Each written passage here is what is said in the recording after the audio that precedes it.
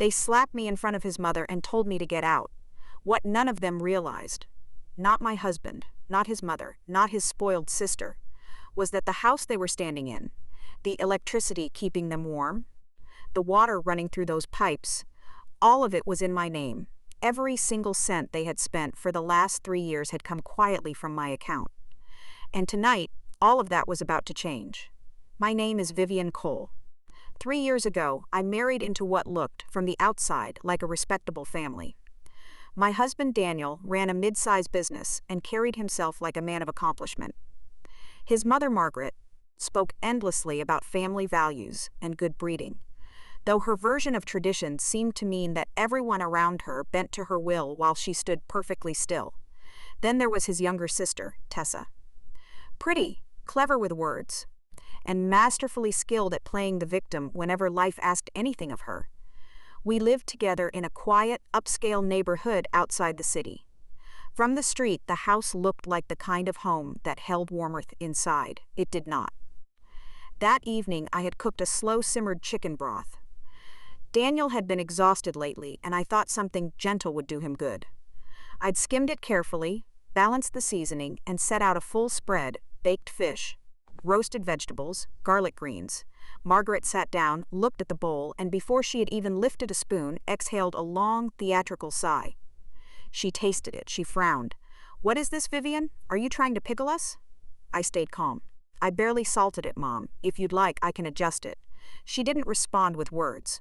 She put down her spoon, hard, and the sound cracked against the porcelain like a warning. 3 years in this house," she said slowly. "And you still can't cook a decent meal. Tell me, who exactly do you think you are?" Tessa was scrolling on her phone. At that, she glanced up with a small, almost invisible smirk and returned to her screen. I tried again. "I'm sorry if it's not to your taste. I can make something else right now." Then Margaret did something I will never forget for as long as I live. She spat the soup, deliberately, onto the floor. "That is what I think of your cooking," she said. "You walk around this house like you own it. What exactly have you contributed here? You married my son. That is the only reason you have a roof over your head." I stood very still. I had heard variations of this for years. But something about that night, the coldness of her voice, the satisfaction in her eyes, made the words land differently. I told myself an uneasy peace is better than a storm. But there's another saying too: the tree wants calm, but the wind refuses to stop. How long was I supposed to keep bending? The front door opened. Daniel walked in, jacket damp from the rain, keys still in his hand. His eyes moved from the table to the floor. Margaret's face transformed instantly. Her voice became soft and wounded. "Daniel, come see what kind of woman you brought into this house." I gave her a small piece of advice about the food, and she argued with me in front of everyone. I turned to him. "Daniel, I didn't argue. I only said." He didn't let me finish. "Apologized to my mother." His voice was quiet but hard.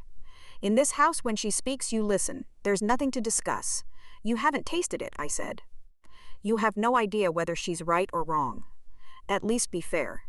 Something shifted in his jaw. There are men who care deeply about fairness, and there are men who only care about obedience. He stepped closer. The slap came before I finished my next breath. I stumbled. My knees met the cold floor. My lips split, and the copper taste of blood mixed with the steam from the soup, still on the table. Margaret didn't move. A small, slow smile crossed her lips, the look of someone who had just gotten exactly what they wanted. Daniel exhaled as if he'd done something reasonable. Then he said one word: "Leave." I pressed my palms to the floor and stood up. My hands were trembling, not from pain, but from something harder to name. I looked at each of them: Daniel, Margaret, Tessa on her phone, and I understood with perfect clarity that no matter how well I cooked, how quietly I moved through their world, or how much I gave, I would always be the one apologizing. I wiped my lip. I straightened my clothes. I did not cry, not because I was strong in that moment, but because my tears were worth more than an audience that wouldn't bother to look. "Fine," I said. "I'll leave." I walked out the door. The rain hit my face like a cold hand. Behind me, nothing. No voice calling out, no footsteps following. Just the sound of cutlery resuming, and Margaret's satisfied sigh like a full stop at the end of 3 years. I had no coat, no phone, just a small wallet in my pocket and an extraordinary stillness in my mind. The community streetlights reflected in puddles along the path. Beautiful in the way that empty places sometimes are. I walked carefully along the wall toward the guardhouse at the entrance. An older security guard was inside, drinking tea. He stood immediately. "Ma'am Vivian, where are you going? In this weather?" "May I borrow your phone?" I said. "I left mine inside." He didn't ask questions. He handed it over and grabbed a thin raincoat from a hook on the wall. "Please wear this. It's freezing out there." I put it on and dialed. I had avoided making this call for 3 years. I wanted to prove I could stand on my own inside that marriage without leaning on the people who built me. "Mr. Harmon," I said. "It's Vivian." A brief pause. Then his voice came through, alert, steady, unhurried. "Ms. Vivian, where are you? The community entrance. Can you come? I need somewhere safe. Don't move. I'm on my way." I handed the phone back to the guard and thanked him. He looked at me a moment. "There's a limit to everything, ma'am," he said gently. "You give an inch, they take everything you have." I nodded but said nothing. Something that had been pulled tight inside me for years had just quietly snapped, not in anger but in release. A black car arrived 20 minutes later. Mr. Harmon stepped out. He had worked with my family for decades. Gray at the temples now, but that same precise calm in his eyes. He opened the door. I got in. The warmth wrapped around me like something I had forgotten I deserved. He handed me a bottle of warm water and tissues without asking a single question. That silence nearly undid me. I bit my lip and held it together. "Mr. Harmon," I said, voice steady. "Starting this month, please cancel all recurring transfers to that household and pull together everything for me. The property title, utility contracts, the service accounts. I want to know exactly what's in my name." "Of course," he said simply. "Whatever you decide, I'll support it." The car moved. In the side mirror, the gates of the community grew smaller. I chose a quiet extended stay hotel our family had used before. Clean, private, no questions. When I arrived, I changed, washed my face, and stood in front of the mirror for a long time. The mark on my cheek was still there. I didn't feel sorry for myself. I only saw one thing clearly. If I bent again tonight, the next blow would be to feel normal to all of them. Mr. Harmon knocked. "Do you need a doctor?" "No, I need papers." "Which papers?" "The property deed, utility receipts, bank statements from the past 3 years. Tonight." He moved without hesitation. He'd been doing this, making things orderly when the world wasn't, his entire career. He laid everything on the desk within the hour. Then I called the second person. "Attorney Caldwell, it's Vivian. I need your help tonight. Reviewing personal asset documents and canceling some financial authorizations." He didn't ask about my personal life. He went straight to work. "Where is the primary asset?" "The Greenwich property." "Send me the case file. I'll have someone check ownership, utility status, and the HOA administration contract first thing tomorrow." "Done by the book." "Thank you," I said. "You hold the papers," he said. "That's all you need." I spread everything across the desk and reviewed it slowly. My parents were business people, practical, careful. On the day I married Daniel, they asked me to sign a premarital asset trust and a personal property deed. Documents I had felt mildly hurt by at the time, as if they didn't trust me to build something real. I understood now that it had nothing to do with trust. It was protection. It was my father saying without saying it, "Love people freely, but never surrender your ground." The deed was clean and clear. My name, only mine. I opened my banking app. 3 years of transfer history appeared on the screen. $10,000 every 5th of the month sent to Margaret's account. On time, without fail. I had even written from Daniel in the memo field to protect his dignity with his own mother. I sat with that for a moment. She had accepted my money for 3 years. She had told her friends her son was generous. She had called me a freeloader in the same breath. My finger hovered over the recurring transfer. I thought, am I being too harsh? Then I remembered the floor, the blood on my lip, the smile on her face. I pressed cancel. The confirmation appeared on screen. I entered my code. The relief was physical, like something barbed had been quietly removed from inside my chest. What remained wasn't victory. It was just space. Clean, quiet space. I blocked all extension cards and spending authorizations tied to my name. The bank representative confirmed each step efficiently and politely. Mr. Harmon asked from outside the door, "Should we also address utilities tonight?" "Not yet," I said. "We follow the process. When Attorney Caldwell confirms everything tomorrow, we send the formal request.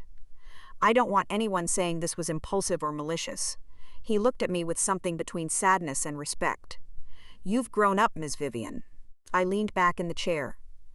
"I haven't changed, Mr. Harmon. I just stopped lying to myself. I opened the remote camera app, not out of cruelty, but to understand what I had actually been living inside." The kitchen light was still on. Daniel paced. Margaret sat with her arms folded, talking without pause. Tessa was on the sofa, scrolling her phone, completely unbothered. No one asked where I had gone. No one wondered if I was cold or hurt. Their only concern, I could see it in their faces, was whether I would be back to cook in the morning. I turned off the screen. They say a woman's worth is measured by her husband. I don't know if that's true. What I know is that a woman fails only when she stops defending her own dignity. I closed the curtains. The rain continued outside. I drank a glass of warm water slowly. For the first time in 3 years, I didn't need anyone's permission to breathe. The morning cold was the kind that seeps through walls rather than crashing through windows. I dressed and went directly to the office, the headquarters of Meridian Group, the company I had quietly built while running a household that never once asked how I paid for it. The lobby greeted me with, "Good morning, Ms. Vivian," the professional warmth of people who respected the role I had earned. It struck me briefly how different a room feels when people see you. At 8:45, a message from Mr. Harmon. "They're waiting for the transfer. Ma'am, I knew exactly what the morning of the 5th looked like in that house. Margaret would have dressed a little nicer. Sat near her phone like a queen, waiting for tribute. By 9 o'clock, she'd have called a friend to mention, casually, how devoted her son was. I had overheard her once. I had turned away, so Daniel wouldn't be embarrassed. That's what I had done for 3 years, protected a man who wasn't protecting me. At 9:05, another message from Mr. Harmon, "Eleanor. Margaret is getting impatient. She's calling Daniel now." I opened the camera app, the living room. Margaret sitting rigid, arms crossed. Daniel by the window, working his phone with nervous fingers. "Daniel," her voice was flat. "It's late. I haven't received anything. The bank might be slow today. Let me call the accountant." A long, dismissive sound from Margaret. "Slow? It's been on time every single month for 3 years. Don't tell me your company is having problems." Tessa came downstairs, hair undone, yawning. "Maybe Vivian just forgot. She's forgetful." I almost laughed at that. Daniel called the accountant. I watched his face change. Confusion, then a slow, bloodless pallor spreading from his jaw upward. He covered the phone, looked at his mother. His lips moved silently. Margaret leaned forward. "What is it?" "Speak." Daniel put the phone down. He stood there like a man who had just walked into a room and forgotten why. "The accountant says..." He stopped, started again. "The transfers. They didn't come from the company account. They came from Vivian's personal account." Silence. Margaret's mouth opened, closed. Tessa's phone slipped to the sofa. "What?" Margaret's voice came out small, fragile. "Say that again." "Vivian was the one making the payments," Daniel said slowly, "every month. And she put my name in the memo to protect my reputation."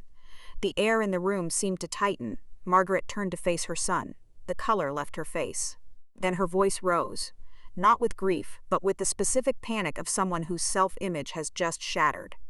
"So everything I told people, that my son takes care of me, that was her money?" Tessa, quiet for once, whispered. "If that's true, then she's actually cut off the supply." Daniel yelled at her to be quiet. Margaret's voice climbed higher. "She is my daughter-in-law. She cannot simply. She should be grateful." The word grateful landed in my chest like a stone. People often use moral language as a weapon. What they forget is that morality is not a license to take advantage of someone who loves you. Daniel's phone began to ring. My name on the screen. He called it over and over. I did not answer, not to punish him, but because I knew that if I picked up at that moment, there would be no apology on the other end. There would only be demands dressed up as appeals. I set the phone face down on my desk and continued working. By noon, Attorney Caldwell sent a message. "Request submitted to the HOA administration. Proceeding under your rights as registered owner." I replied with 2 words. Go ahead, Mr. Harmon called shortly after. The request to suspend utilities has been formally submitted. The administration confirmed they'll act according to the registered contract. I hung up and looked out the window at the gray city below. There's a saying, a fish rots from the head down. But there are households where the damage runs deeper, where the very people inside have been quietly dismantling the structure that holds them up, never once considering who built it. I turned the cameras on briefly that afternoon. Margaret was in the center of the room, fanning herself, speaking at full volume. Daniel paced, phone in both hands, rapid-firing messages. Tessa stood at the mirror applying lipstick, annoyed she might be late to meet friends. Daniel, call her, Margaret said. She is your wife. She cannot just cut off my money. You are the man of this house. Do something. Daniel gritted his teeth. Mom, calm down. Let me handle it. Tessa, bag in hand. Brother, give me some cash. My friends are waiting. Daniel turned to her, incredulous. You're thinking about going out right now? Tessa shrugged. I'm used to this. If you won't give me anything, how do I survive? Used to this said so lightly. As if being supported without effort was simply the natural order of things, Daniel tried to pay something, a bill, perhaps, or an order, with the card. Declined. He tried again. Declined. Margaret, use your backup card. Daniel, quieter. It's probably just a bank issue. It was not a bank issue. I had blocked every extension tied to my accounts. Tessa grabbed the phone, looked at the screen, gasped. Why is mine declined at the store? I thought your card was supposed to be premium. Then the lights flickered once, twice, and went out. The air conditioning stopped mid-hum. The house went still. Daniel ran to the breaker box. Nothing worked. He called the subdivision administration. A moment later, I watched him absorb whatever was said on the line. He turned to Margaret very slowly. They suspended service, he said, at the request of the legal owner. Margaret's voice dropped to a whisper. Who is the legal owner? Daniel didn't want to say it. Vivian. The silence that followed was unlike any I had heard in that house before. Then Margaret's voice, raw, disbelieving. A daughter-in-law. Within days, Attorney Caldwell had a team on site. I watched it from my office. Calm, professional, exactly as it should be, Attorney Caldwell showed identification. A sheriff's deputy stood nearby. An HOA representative held a folder. Margaret answered the door wrapped in a robe, face tight, performing a dignity she no longer had the standing to claim. Who are you? What are you doing at my house? Attorney Caldwell spoke plainly. We represent Ms. Vivian. We are here to deliver a formal notice of eviction and request for property surrender. Margaret laughed, a short, sharp sound to cover panic. My daughter-in-law is playing games. This is my son's house. The sheriff opened his folder and read every line clearly, professionally. Margaret's laugh faded. Daniel came running out. Hair disheveled, shirt creased. This is a family matter. We'll speak to Vivian. There's no need for this. Attorney Caldwell handed him the document. You're welcome to contact her. The decision belongs to the owner. Margaret grabbed the notice as it was being posted on the door. She pulled at it, scratched at it. It was laminated and fixed with industrial adhesive. She tore a fingernail in the struggle. A daughter-in-law pulling this dirt trick, she screamed at. Neighbors appeared. A crack of a curtain. A door opened 2 inches. Whispers drifted through the air. Property recovery. The actual owner was the daughter-in-law all along. She used to brag it was her son's. I didn't feel satisfied watching it. I just recognized the truth of water. No matter how many walls you build around it, it always finds a way through. Daniel took his mother's arm. That's enough. Go inside. His face was burning. He could no longer control what people were seeing. Margaret pulled free and pointed at him. You see what happens because you married a woman who steps on her own mother-in-law? Daniel's jaw clenched. Mom, we are in the middle of the street. Margaret began to cry, the theatrical kind, loud and facing outward. Tessa rushed out, saw the neighbors, went pale. She whispered to Daniel, what do we do? He went back inside. I watched him open drawers, pull open cabinets, searching with the desperation of a man looking for an exit. Then he went to the home office. The wall's safe, Mr. Harmon called. He's opened the safety deposit box, ma'am. Keep an eye on things. If anything happens, notify Attorney Caldwell. I turned the camera toward the office. Daniel was on his knees pulling out documents. Margaret stood over his shoulder, struggling to breathe. Tessa hovered in the corner, arms wrapped around herself. Daniel lifted a red ledger book. He stared at it. Margaret snatched it. Her eyes moved across the first page, then stopped. Owner of the property, Vivian Cole. She read it again, then again. Your name isn't here, she said to Daniel. Her voice was hollow. Why isn't your name here? He couldn't answer. Tessa leaned in, read it, and went still. Perhaps for the first time in her life, she understood that the house she had lived in and dismissed wasn't her brother's. It was the sister-in-law she had spent 3 years mocking. Daniel turned to the back pages. A stapled stack bearing a red notary seal. This is a premarital asset trust and deed of donation, he said slowly, as if each word cost him something. The property was already in Vivian's name before the wedding. It's not a marital asset. Tessa breathed. So this whole time, don't! Daniel's voice cracked. Margaret turned on him, her fear converting instantly to rage. What kind of husband doesn't know what's in his own name? You let a woman control everything. What did you want me to do? Daniel shot back. You only wanted to hear that your son was successful. Where the money came from. You never asked. You didn't want to know. Margaret's voice broke. I raised you. Don't I have a right to enjoy? Enjoy? Daniel cut her off, while calling my wife a freeloader, while I slapped her in the middle of our living room because you wanted me to. Silence. He knew he was wrong. He had always known. He chose the easier path because he believed I would keep absorbing it. I turned off the camera. I had seen enough. When things go well, everyone claims the credit. When they collapse, everyone looks for someone to blame. That cycle runs endlessly, and the person at the center is always ground down. I called my father. He picked up on the second ring. Dad, I said, you were right. A pause then. I didn't want you to ever need those documents, but I wanted even less for them to treat you like a shadow. I swallowed. I'm doing everything properly. Good, he said, quiet and certain. In life, if you love someone, love them fully. If you're angry, let yourself feel it, and if you choose to defend your dignity, don't do it halfway. Halfway ties your own hands. Yes, I said. My eyes were warm but dry. I understand that now. I hung up. I sent one message to Attorney Caldwell. They've seen the deed and the asset contract, he replied immediately. Understood. The papers have spoken. We followed the path. I returned to my desk and opened my pending files. What I felt in that moment was not revenge. It was recovery. Recovering the house, recovering my rights, and most importantly, recovering myself. When the subpoena for divorce mediation arrived, I felt no dread. I wore simple clothes. Tied my hair back. Brought one folder. Attorney Caldwell told me beforehand. Say little.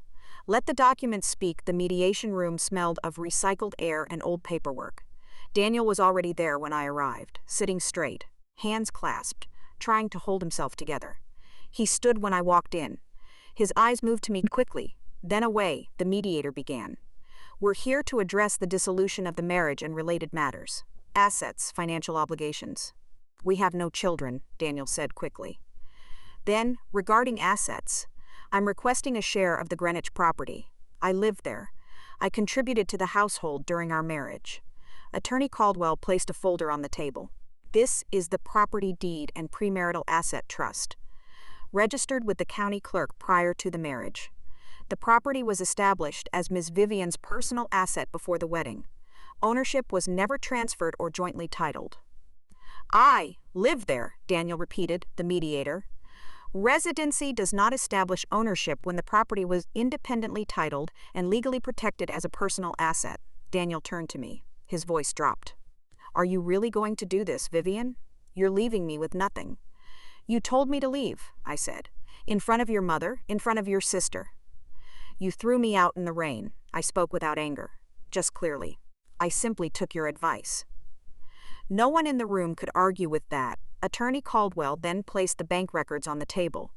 36 months of monthly transfers, every fifth exact $10,000 each. Evidence of who had actually been running that household. Then he opened his laptop, angled it toward the mediator, and pressed play on the security footage. No sound needed. The image was clear enough. Daniel's face drained of color. I was angry, he said. I'm sorry. Domestic violence, Attorney Caldwell said calmly, is an unfavorable factor in divorce proceedings. There was one more document. evidence attorney Caldwell had collected separately, financial irregularities, infidelity. The kind of proof that doesn't need elaboration. Daniel looked at the table. The mediator asked whether he wished to pursue division of any remaining marital assets. Attorney Caldwell noted, gently but precisely, that any such request would require a full review of all financial obligations incurred during the marriage, including company debts. Daniel's hand went up immediately. "No, I withdraw the request."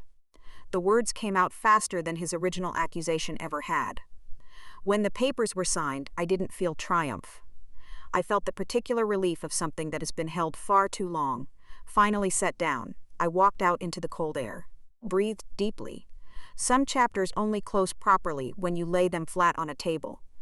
In the weeks that followed, the weight of what Daniel had actually built, or failed to build, became visible. Partners withdrew. Suppliers halted deliveries. The bank requested additional collateral Daniel couldn't produce, because nothing of value was in his name. He had spent years telling people he was successful. The foundation was someone else's work, someone else's money, and someone else's patience. When the business collapsed properly, creditors came. Margaret and Tessa couldn't stay in the rental. It drew too much attention, and there was too little money.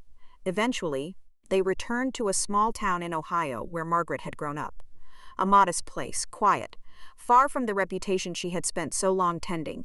Margaret found work at a diner, Tessa at an industrial laundry. Two women who had once sat in a well-heated house criticizing my cooking, now standing on their feet all day, too tired to fight each other with the same energy as before. I didn't celebrate that. I just recognized it as the way things balance out, in time, without anyone needing to arrange it. 3 years later, I'm writing this from a balcony in Carmel-by-the-Sea, California. The sky is wide and blue. The ocean breathes below me in steady, unhurried waves. The air smells of salt and space. I started a small foundation that supports women building businesses from the ground up. The $10,000 I used to send each month now goes there. To people who will use it to become something, not to people who used it to stay comfortable while looking down at the hand that fed them. I learned something costly, and I want to say it plainly. Love must come with boundaries. Not walls, boundaries. The difference is that walls keep everything out. Boundaries simply define where you end and where something else begins. Patience is a virtue. But patience that allows your dignity to be ground into the floor is not virtue. It is self-abandonment.